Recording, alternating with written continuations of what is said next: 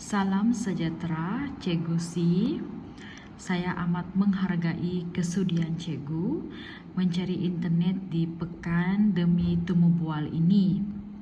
Boleh Cikgu kongsikan realiti sebenar pengajaran digital di sekolah pendalaman KPM tempat Cikgu mengajar sekarang?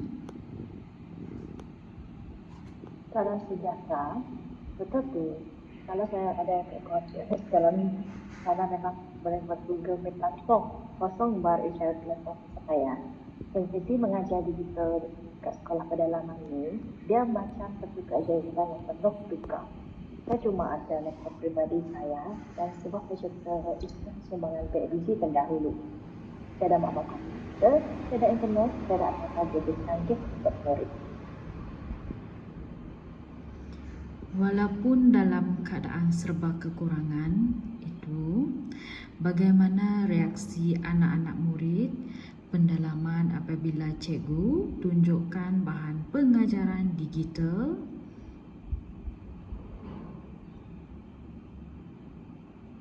Reaksi mereka adalah membakar semangat saya sebenarnya. Budak pedalaman ini, bila saya bawa berita di bawah saya dan tunjuk video haiwan dalam zoo atau bentuk-bentuk 3D, ketujuan mereka tu lain macam. Ada yang sampai melakukan gembira sebab mereka tak pernah tengok video besar dekat rumah. Setengah rumah mereka pun tiada elektrik. Bagi mereka, laptop saya tu dia macam satu dunia magic.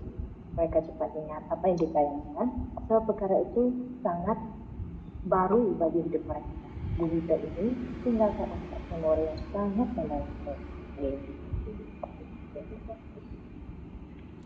Sungguh menyentuh hati, tetapi bagaimanakah cikgu menghadapi cabaran geografi dan infrastruktur yang begitu ekstrim itu untuk mengekalkan PC digital ini?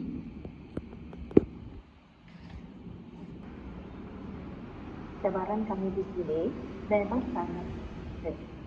Kami di pedalaman langsung tiada talian internet tak. Elektrik pula menggunakan generator sekolah, itu pun kami satu. Kalau generator rosak, kehabisan minyak bisa gelaplah kelas sekolah. Projektor pun tak boleh hidup, jadi strategi saya adalah ada cuba. Petang bila saya keluar ke pekan terdekat untuk balik rumah, berjalan keluar pun makan masa 2 jam dalam malam. Saya akan duduk di kedai makan 3 jam semata-mata simpang wifi untuk menturun puluhan video YouTube, lagu dan game. Hari Ahad masuk semalam ke dalam hutan, saya bawa file-file itu dalam pentas untuk tayang minggu depan. File itulah yang menjadi modal saya mengajar sepanjang minggu secara online. Kalau saya malas buat kerja download minggu dekat pekan, maka budak pedalaman terus ketinggalan dalam dunia. Luar biasa komitmen cikgu. Cikgu sanggup kurangkan masa rehat hujung minggu demi bahan pengajaran murid. Apakah harapan atau strategi lain cikgu? Harapan saya adalah agar pihak kerajaan membantu kami untuk memasang internet satelit ke sekolah kami. Jadi seperti saya sekarang adalah hanya sentiasa memastikan bateri laptop saya penuh sebelum masuk ke kelas.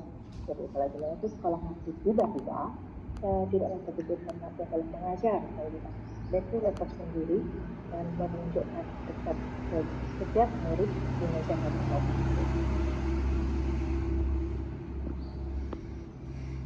Terima kasih banyak Cikgu Si, perkongsian yang sangat membuka mata saya. Semoga dipermudahkan urusan cikgu di sana. Sama-sama, terima kasih.